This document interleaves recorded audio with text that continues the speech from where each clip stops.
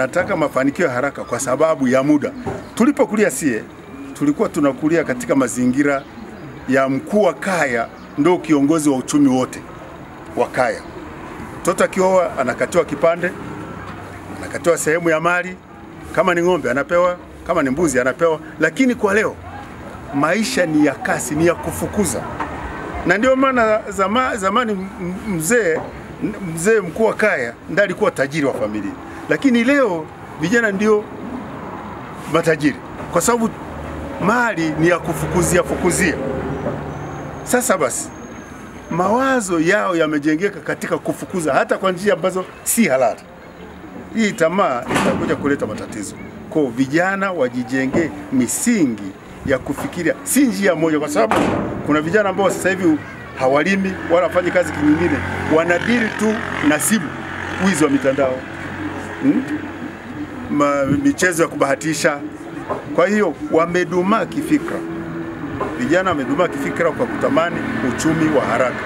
Unadhani kwa nini vijana siku hizi wanapenda mafanikio ya haraka sana kuliko uhalisia? Vijana sasa hivi wanapenda maisha ya haraka kwa sababu hawajitumi kutafuta katika nguvu zao. Ndio maana wanapenda maisha ya haraka na kupata vitu kwa urahisi. Wanarahisisha mambo kwamba mimi niingie kwenye kamali nipate kitu ninachotaka kwa haraka, lakini na maisha mazuri yanatakiwa upate kwa jasho lako. Fanya kazi kwa kujituma ili upate haki yako kwa uhalali.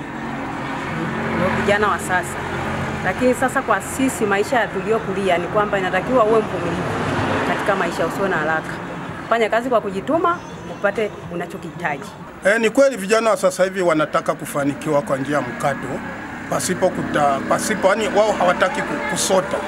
Ukimwambia kwamba twende hivi mafanikio haji kwa njia ya mkato, wapo wachache sana wanaokuamini hilo. Wanataka leo alichokipanga kifanikiwe. Nafikiri ni swala tu la elimu, wazee tusichoke kutoa elimu.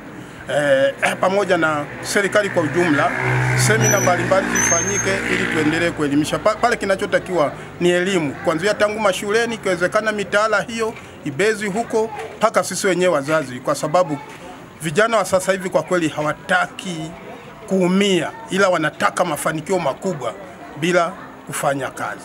Voice FM.